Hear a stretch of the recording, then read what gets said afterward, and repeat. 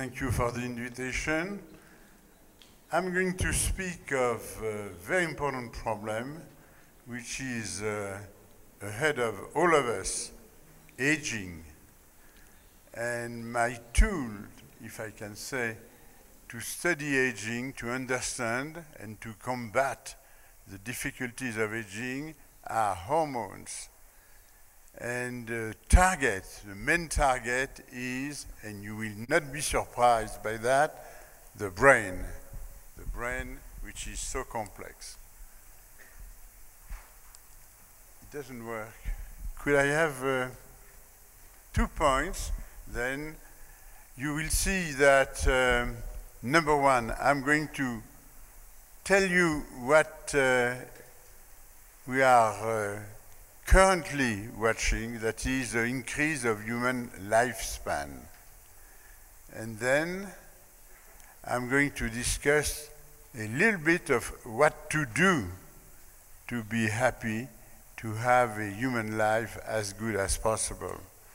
And this will be, on my part, not the society aspect, which is so important, even not the personal aspect, but one part of the scientific aspect of what to do, the biomedical component. Now, currently, there is an extraordinary increase of not only the number of people alive on Earth. In year 2000, we were about 6 billion. We shall be 9 billion in 2050. And among the people, as you may see on my slide, where at the top you have the aging people, a number of people will be aged more than 60, 70, 80 years old.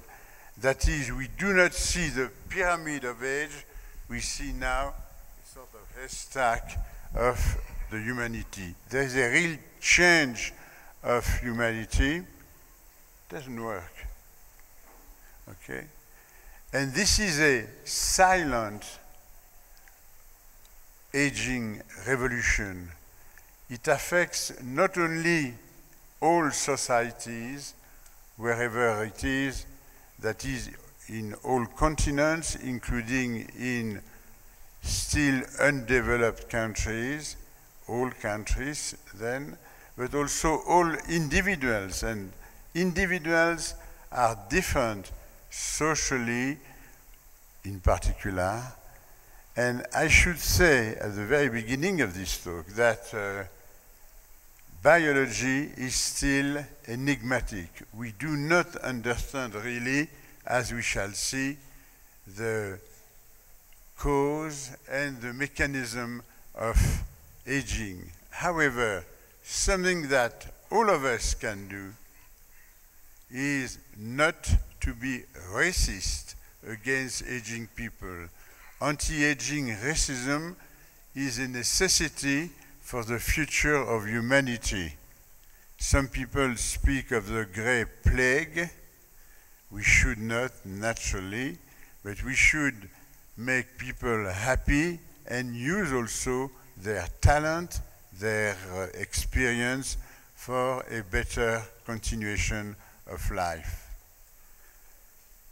Now, parenthetically, even if you cannot read very well, let me just tell you 2 things. One is about the mechanism of aging. How do we age? There are 300 hypotheses, that is, that none is relevant. And even Darwin, maybe the most accurate scientist of all times, has not written a line about aging. He did not want to commit himself in hypotheses that were not demonstrated. There are a number of problems for understanding why the biological matter that we have age. And you have heard of free radicals of oxygen. You have heard of restricting food, that is calorie restriction. You have heard of a number of phenomena, including heredity, including genes.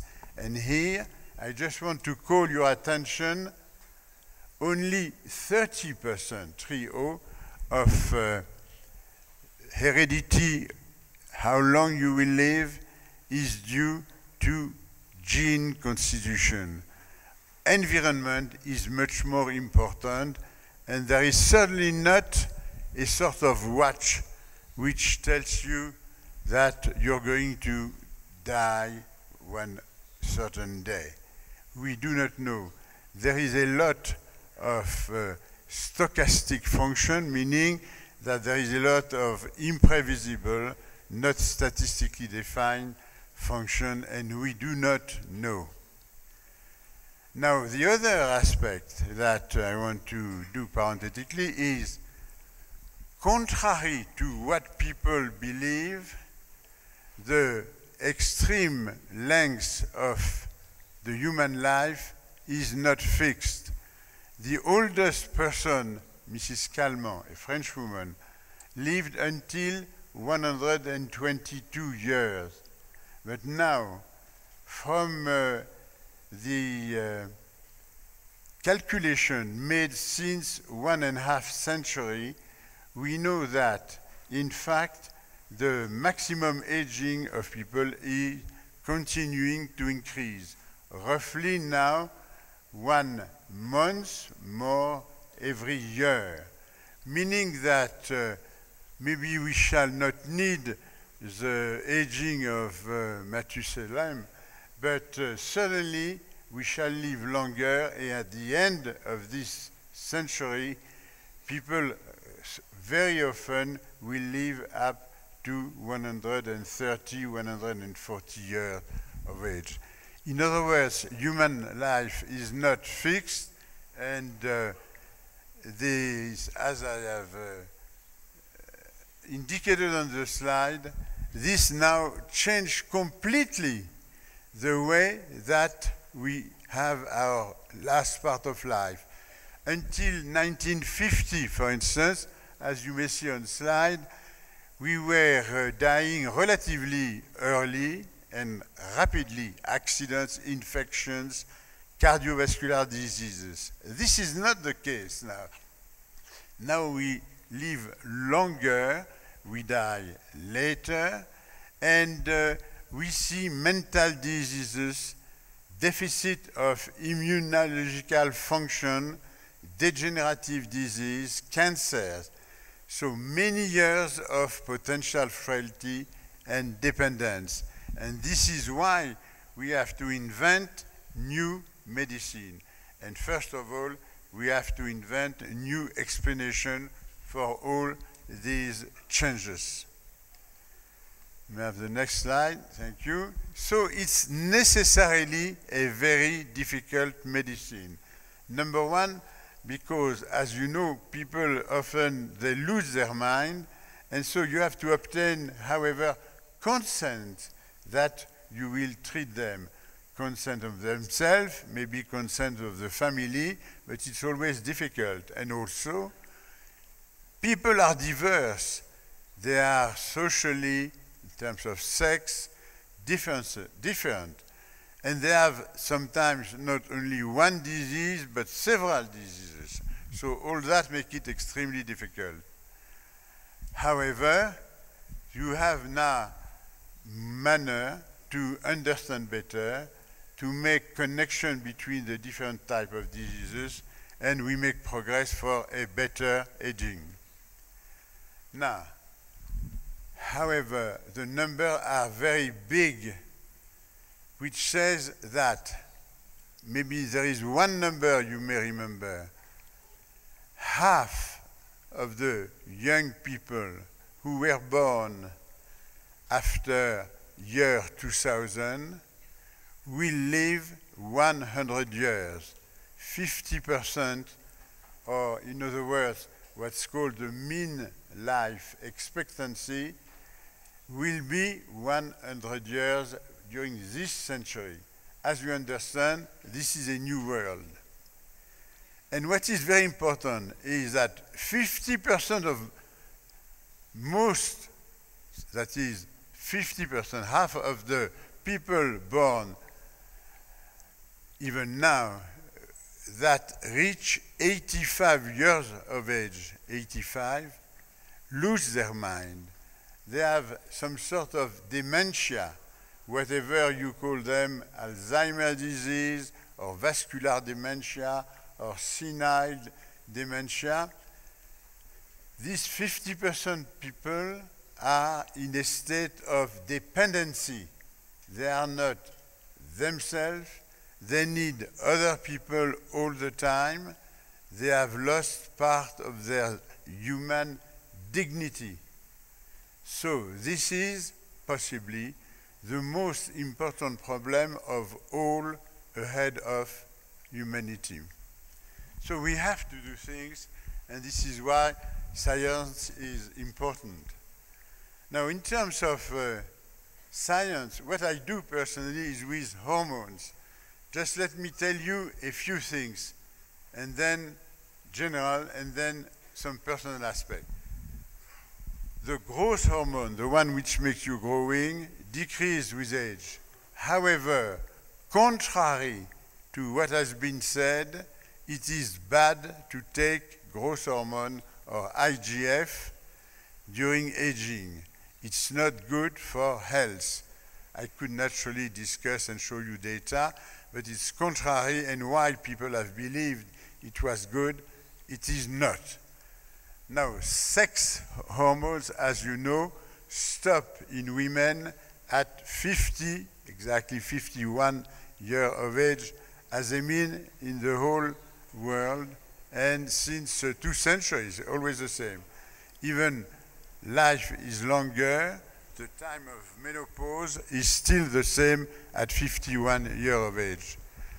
Now, there are a lot of discussion, there are a lot of controversies about to take or not to take hormones.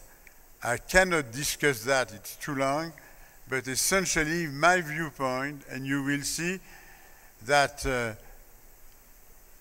studies which have been produced recently statistically, and particularly in the United States, were well done in terms of technique, but wrong in terms of cohort. It means they didn't examine the right person, they were too old, and then they did not understand that in fact hormones do a lot of good to women of that age if the physician, the doctor, can determine exactly what she needs.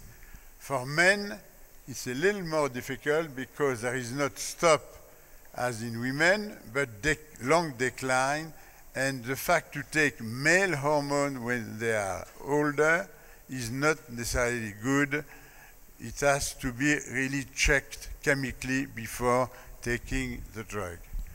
Now, something else on which I have worked personally, that's why I speak of it a little bit longer, is adrenals, that is glands above kidneys. And those glands make cortisone, everybody knows what it is, they remain the same with age, but makes also another hormone which I had the chance to discover years ago, which is DHEA, which decreases very much. And so the problem is to see whether it's good to take or not DHEA. And then you cannot see very well on the screen because the light is not terribly good, but that sort of hormone, DHEA, is different from other hormones chemically. And the mechanism is not that well known. I call them, you cannot read very well, the intermediary steroids. And what I found is that those hormones are also made in the brain. And I call them neurosteroids. And we shall see some of them rapidly. With adrenal glands making DHA as indicated, suddenly you take less fat when you age, and you keep better bones and muscles. with DHEA, you can also protect against some lung disease and also against some severe depression, and also keep a better skin. In other words, it's a compound which has different aspects, and even in smokers, as you may see here, if you have your DHEA high and not low, high, you have a chance to die. This is an experiment we did 10 years of people above 65 years old, and those who were even smoking and having high DHEA had 7 times less chance to die during these 10 years. In other words, there is a relationship between the length of life and the level of DHEA. So that sort of compound is very important. May I have the next slide, please? Let me finish with one experiment concerning the brain. There is another neurosteroids made, one of these compounds made by the brain, which we discovered in my laboratory, called PREG. It acts here on memory, the loss of memory with age. What we do, I just show you an experiment, so you will see something concrete, something real. You have rats. Here it's a pool. The pool, there is water and a little bit of milk to hide a submerged platform, as indicated. And you put the rat, and he has to swim until, by chance, he finds the hidden platform. So you do it again, you do it again, you do it again, so he learns. Then you wait for a period of time, and you do it again. If he has memory, he goes rapidly to the platform, as indicated on the left part of this experiment. That is, when he has in the brain a lot of the neurosteroid, the PREG hormone I just described, he has a better memory.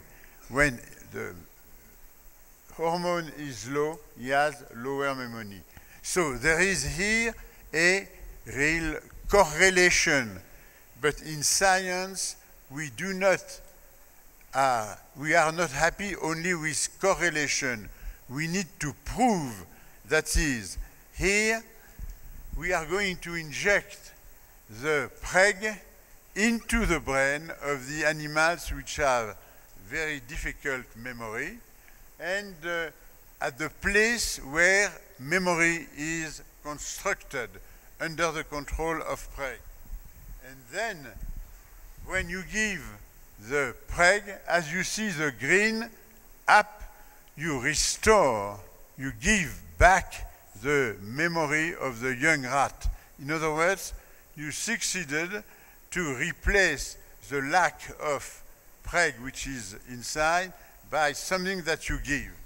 In other words, here you have the beginning of a pill for memory loss during aging.